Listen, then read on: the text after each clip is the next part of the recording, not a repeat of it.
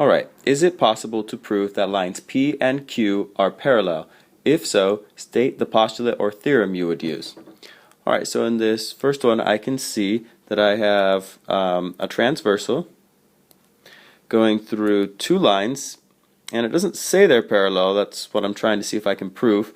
And I know that if the consecutive interior angles add up to 180 degrees, then that proves that the lines are parallel. So I'm going to check to see if those two consecutive interior angles add up to 180 degrees.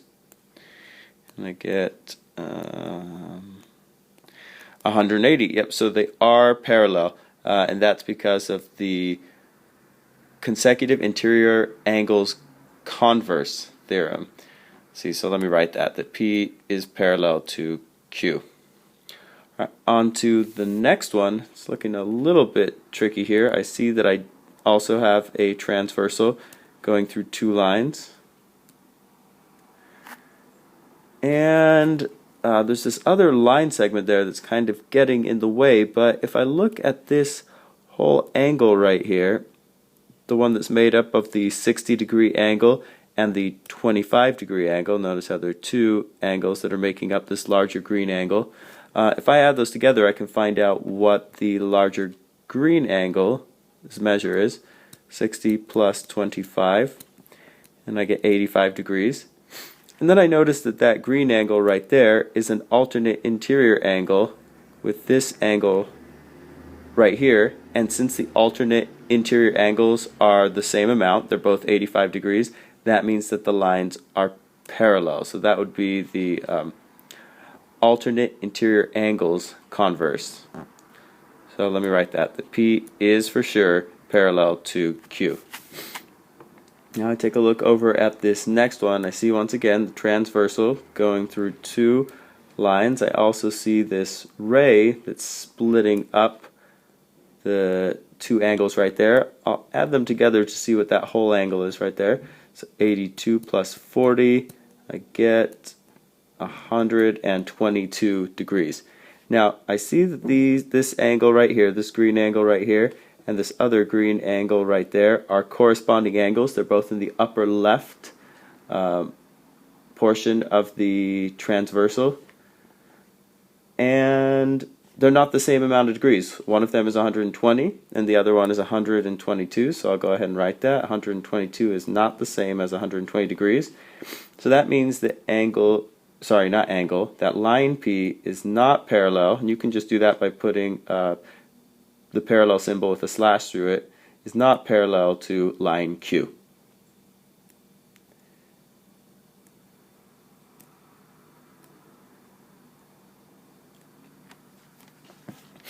Alright, now we're trying to find the value of x that makes the two lines be parallel.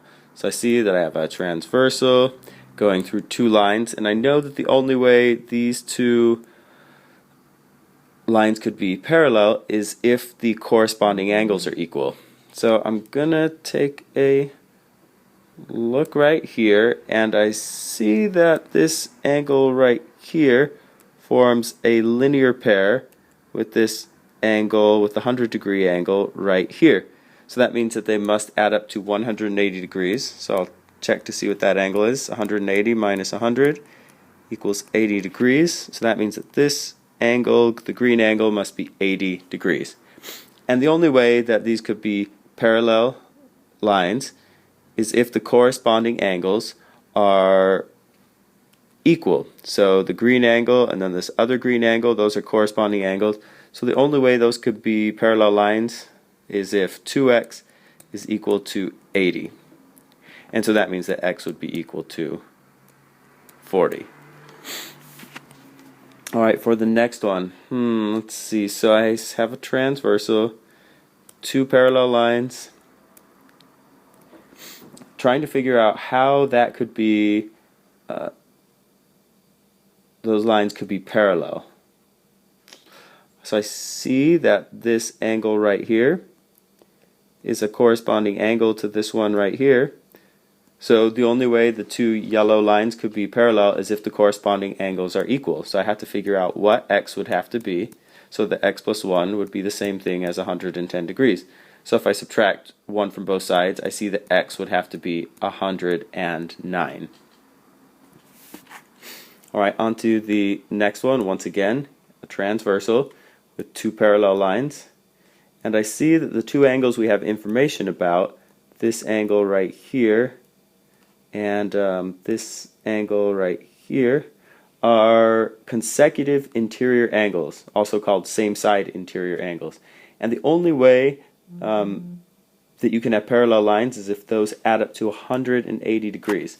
So I'm going to write the x minus 15 plus 80 has to equal 180, like that. I'm going to simplify the left side. If I have a negative 15 and a positive 80, that's the same as just having a positive 65. So x plus 65 equals 180. Now I'll take away 65 from both sides, and I'll get that x is equal to 115. There were a lot of steps right there, so I'm going to check that one. Let's see what x minus 15 is. If we have 115 minus 15, then we get 100. So that's how big this angle is right here. That's going to be 100. And then this other one, the 80-degree angle, let's just make sure those add up to 180 like they're supposed to, and they do. So there's a check. Alright, next one, we're trying to keep these lines parallel. Again, we have the transversal and we have the two lines that it's going through. If we want those two yellow lines to be parallel, that would mean that this angle right here and this angle right here, which are alternate interior angles, it would mean that they have to be the same. That's the only way you can have parallel lines, if the alternate interior angles are equal to each other. So I'll put an equal sign between them and see what value of x I have to use so that these will be equal. I can see that if I take away 6 x's from both sides, all that will be left on this side is a negative 44. And if I take away 6 x's from the left side, I only have 4 there, so I'm going to have to go to negative 2x. And now if I divide both sides by a negative 2, on this side I'll just have x. And if you divide a negative number by another negative number, it becomes positive. So this would be 22 right there. That was a lot of steps. I'd like to check that one too. So 4 times 22, that equals 88. And then for the other angle, 6 times 22 minus 44. That's the same thing. Let's see, what's 6 times 22? That's 132 minus 44.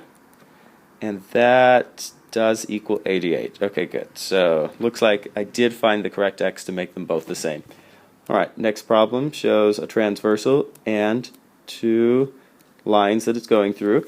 And I have to figure out what x I would use to make these two lines parallel to each other. So I examine the two angles that I've been given information about, that one right there, and that one right there, and I can see that these two angles are corresponding angles. And if I want to have parallel lines, I have to make sure the corresponding angles are the same. So I'm going to see what x I would have to choose to make these two things the same, equal to each other. 7x plus 13. I think first I'll take away 13 from both sides, and then I'll get 5x plus 10 equals 7x. Now I think I'll take away 5 x's from both sides, and I'll get 10 equals 2x. And it looks like x is equal to 5 to finish off. I'm going to go ahead and check that to see what I get. So I'll go up here first. 5 times 5 is 25 plus 23. That would be 48 for that angle. Then down here, 7 times 5, let's see here, 7 times 5 is 35 plus 13. That is also 48 degrees for that right there. So it looks like I have gotten the corresponding angles to be the same, which will make those two lines parallel. Alright, next one, there's the transversal. It's going through two lines.